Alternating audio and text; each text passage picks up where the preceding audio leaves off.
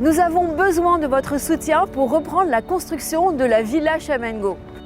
En effet, les travaux de cette maison-école laboratoire du Nouveau Monde viennent d'être soudainement suspendus par décision de justice à la demande de riverains opposés au projet. Nous sommes pourtant des centaines de personnes à travailler sur ce projet depuis 4 ans. Des innovateurs, des entreprises, des enseignants, des étudiants, des associations, des citoyens, tous concernés par l'avenir de notre planète et tous désireux de donner naissance à cette expérimentation unique au monde. Notre objectif, promouvoir à travers cette éco-construction temporaire les innovations vertes et sociales les plus exceptionnelles de la planète, expérimenter un nouvel art de vivre, formé au développement durable et aux métiers du futur. Alors pour moi, la Villa Chamengo, c'est l'innovation de demain, mais réalisée aujourd'hui, en avant-première. C'est pédagogique. Enfin, ça va être concret pour des gens qui se disent « mais je ne comprends pas dans quel monde on vit ». Mais si, venez voir ce qu'on est capable de faire. Et 3, c'est quoi? C'est l'espoir. C'est vraiment important d'avoir un lieu où on peut retrouver plein de monde, plein de personnes en local, national et international sur des innovations et donc faire avancer notre projet tout simplement. Ce chantier école d'intérêt général, financé par des partenaires publics et privés, démarré en octobre dernier, est ouvert à tous. Donc j'ai essayé de vous amener à cultiver sans effort et végétaliser votre quotidien. Des éléments qui sont considérés comme du déchet, on peut faire de belles choses. C'est rafraîchissant, c'est énergisant, c'est un collectif qui se fait naturellement et on le voit aujourd'hui. C'est super technique et ça donne des idées pour construire ça chez nous. Tu l'avais déjà fait? Non, jamais. C'est une première et voilà, ce sera sympa et je pense que je ferai d'autres chantiers participatifs.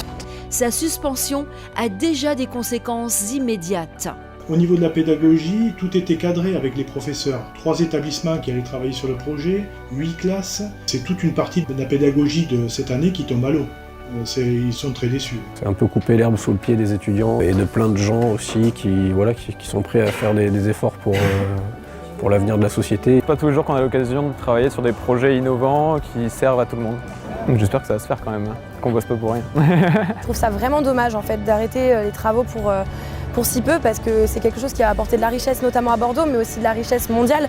Nous avons tenté d'expliquer l'importance du projet à nos opposants. Visiblement, ils n'ont pas voulu en comprendre les enjeux. C'est décevant si le projet de la Villa Chamengo ne voit pas le jour, parce qu'elle est portée par énormément d'acteurs bénévoles et d'initiatives locales et intelligentes pour la société qui ont besoin d'une visibilité auprès du grand public. C'est pas un projet commercial, c'est un projet d'innovation pour les générations futures. Donc pourquoi s'opposer à ce projet? Je comprends pas. Pour moi, ça serait quand même quelque chose de grave que ça s'arrête aujourd'hui. C'est-à-dire qu'on recule face aux gros défis qui s'annoncent, c'est-à-dire aujourd'hui être plus écologique dans notre manière de vivre. Mon rôle, à moi qui suis d'une génération des vieux, c'est de soutenir ces jeunes. Et avec eux, ensemble, on peut faire quelque chose pour demain. Donc c'est vrai que ce projet Chamengo, ça peut déranger, mais il faut que ça se fasse. C'est pour notre avenir, c'est pour notre bien commun à tous.